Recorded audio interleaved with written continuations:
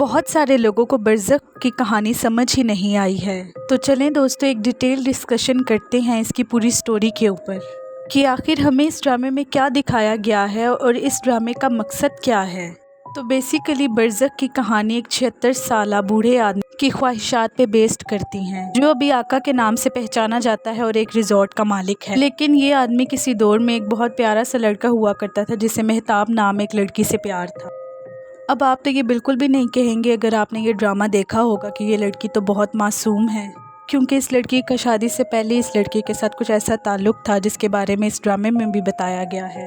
अब इस लड़के की इस मोहब्बत के अलावा भी और बहुत से ख्वाब होते हैं, जैसा कि ये बहुत पैसा कमाना चाहता है। ये बहुत पैसे कमाना चाहता है और ये मेहताब से वादा करके शहर चला जाता है और ये कहता है कि मैं वापस आऊँगा और बहुत ज़्यादा पैसे लेके आऊँगा और फिर तुमसे शादी करूँगा। अब जब ये लड़का पैसे कमाने के लिए चला जाता है तो पीछे से इसके गांव वालों को ये पता चलता है कि ये लड़की प्रेग्नेंट है और गांव वालों को ये बात मंजूर नहीं होती। अब ये भी सवाल बनता है कि आखिर गांव वालों को कैसे पता चला है ये इस बात का। अब मेहताब जाफ़र के छोटे भाई जब्बार पे भरोसा कर बैठती है और उसे एक लेटर देती है।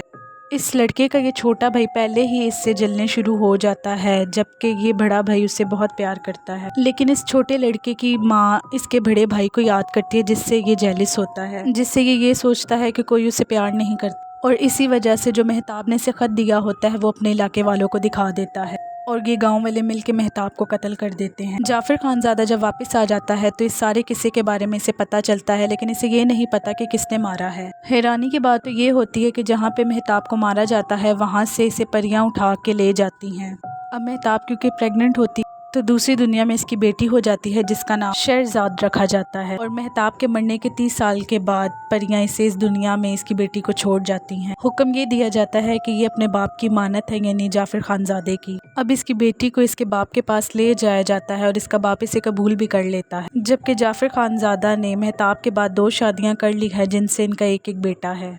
जाफ़र खानज़ादा बहुत ही बूढ़ा हो चुका होता है। अब बुढ़ापे की वजह से इसे ख्वाबो ख्याल आते हैं कि मेहताब इसे उसी पहाड़ी वाली जगह पे बोलते हुए दिखती है कि इन्होंने मेरा कत्ल किया था, तुम अब इनसे मेरा बदला लो।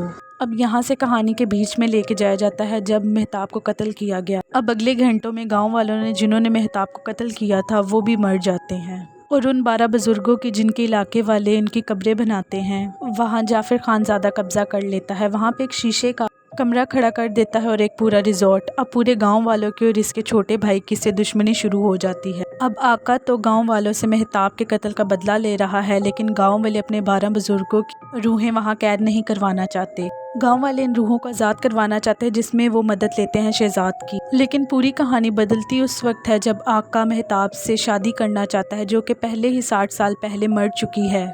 लेकिन वो फिर भी उस पहाड़ी पे जाना चाहता है जहाँ पे इस दुनिया और उस दुनिया का कनेक्शन होता है और जहाँ परियां भी रहती हैं। आका अब कहता है कि मेहताब में से शादी करने के लिए ज़रूर आएगी जब चांद ग्रहण होगा, इसीलिए वो उस पहाड़ी पे जाना चाहता है। इसीलिए ये अपने दोनों बेटे शहरयार और सैफुल्ला को भी बुला लेता है। अब सैफुल्ला की एक अपनी कहानी है जहाँ पे इसके बाप जाफ़र खानज़ादा ने इसे प्यार नहीं किया था। जाफ़र खानज़ादा इससे और इसकी माँ को छोड़ के चला गया था। जब सैफुल्ला की माँ बहुत बूढ़ी हो जाती है तो ये अपने हाथों से अपनी माँ का कत्ल कर देता है। अब सैफुल्ला को यहाँ पे गे दिखाया गया है जहाँ पे इसका इंटरेक्शन एक इटालियन लड़के से हो जाता है जो इनके रिजॉर्ट में है। अब दूसरी तरफ शहरयार खान का कैरेक्टर है जो फवाद खान प्ले कर रहे हैं और इसमें इसकी बीवी सुसाइड कर लेती है, जिससे एक बीमारी होती है जिसमें इंसान को सुसाइड के ख्याल वगैरह आते हैं। इससे बहुत ज़्यादा गम होता है कि ये अपनी बीवी की जान नहीं बचा पाए। जब इसकी बीवी सुसाइड करती है तो तब इनका एक छोटा सा बेटा भी होता है। अब कहानी यहाँ तक पहुँच जाती है कि जब आका कहता है कि मैं मेहताब से चांद ग्रहण वाले दिन शादी करूँगा, और जब ये बात गाँव वालों को पता चलती है तो वो एकदम से आका के खिलाफ खड़े हो जाते हैं,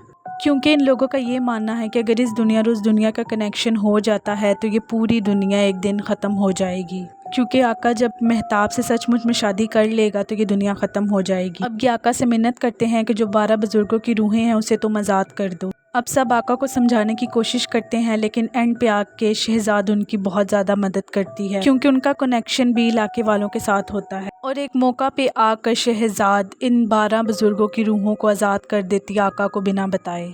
अब यहाँ पे शहरयार का बेटा उस पहाड़ी पे जाना चाहता है अपनी माँ से मिलने और उन परियों से पूछने के लिए कि आखिर उसकी माँ ने खुदकुशी क्यों की थी, कि अगर मैं ना होता तो वो खुदकुशी ना करती। इस तरह के सवाल पूछने के लिए वो पहाड़ी पे पहुंच जाता है। अब इस बात का ना शहरयार को पता होता है ना गाँव वालों को कि अब यहाँ क्लाइमेक्स का टाइम होता है जब ये लोग भी ये जानना चाहते हैं कि इनकी 40 बेटियों को भी परियां उठा के ले गई थी और इसके पीछे कुर्बानी का रीज़न बताया जाता है। सबका मानना है कि शहजाद का उस दुनिया से कनेक्शन है, अगर ये चाहे तो हमारी बेटियों को वापस बुला सकती है। अब पहाड़ी पे जाते जाते आका को एक बात याद आती है कि मेहताब ने कहा था कि हम एक ही थे, एक ही हैं और एक ही रहेंगे। यहाँ आका को रियलाइज़ होता है कि पूरी ज़िंदगी जो मैंने किया है और अब जो मैं करने जा रहा हूँ इसमें कोई फ़ायदा तो है नहीं है। और आका को ये चीज़ भी पता चल गई होती है कि मेहताब की मौत के पीछे जब्बार का हाथ है, लेकिन ये आका उसे माफ़ कर देता है। अब ये सब उस पहाड़ी पे पहुंच जाते हैं और हारिस भी सही सलामत होता है। अब यहाँ परियां भी शहजाद को लेने आ चुकी होती हैं, लेकिन शहजाद उस दुनिया में नहीं जाना चाहती क्योंकि ये इसी दुनिया में रह के लोगों का दुख बांटना चाहती है। और यहाँ गांव वाले भी अपनी बच्चियों के लिए कुछ सामान लेके जाते हैं। अब ये इनकी बच्चियाँ तो नहीं इन्हें दे सकते क्योंकि एक तरह से उनकी कुर्बानी दे चुके होते हैं। अब आका भी उस पहाड़ी पे जाके उस दुनिया में चला जाता है और मिट जाता है। अब कुछ लोगों को भी कुछ सीन समझ में नहीं आए कि आका वहाँ जाके मिट क्यों जाता है या फिर वो परियों वाला आखिर क्या कनेक्शन है। अब लोगों को ये बातें ज़रा समझ में नहीं आ रही, देखने वालों को, कि इस दुनिया का और उस दुनिया का कैसे कनेक्शन हो जाता है और 12 बुजुर्गों की रूहें आखिर वहाँ पे क्यों कैद थी। इस ड्रामा के बारे में जितना मुझे पता था मैं आपको वो बता चुकी हूँ और अभी भी अगर आपको समझ नहीं आई तो ये एक स्पिरिचुअल और फिक्शनल स्टोरीज़ हैं और ये स्टोरी काफ़ी कन्फ्यूजिंग भी थी। अब मेकर्स का मकसद सिर्फ हमें कंफ्यूज करना था क्योंकि कुछ चीज़ें उन्होंने स्पिरिचुअली इसमें डाली हुई थी, कुछ लोगों को समझ आई और कुछ को नहीं। ये सिर्फ और सिर्फ क्लाइमेक्स सीन्स में कुछ कंट्रोवर्सीज थी जो मेकर्स ने इस ड्रामे में ऐड की हैं। कुछ लोग इस ड्रामे को लेके बहुत ज़्यादा बातें भी कर रहे हैं, कुछ बातें लोगों को समझ आई और कुछ नहीं समझ आई। बाकी मैं अपने पॉइंट ऑफ व्यू से आपको सब कुछ समझा चुकी हूँ। अगर अभी भी समझ नहीं आई तो आप बिल्कुल कमेंट सेक्शन में इसके बारे में आप पूछ भी सकते हैं और जो मैंने यहाँ पे बातें मेरे से रह गई हैं वो भी आप कमेंट सेक्शन में ज़रूर बता सकते हैं।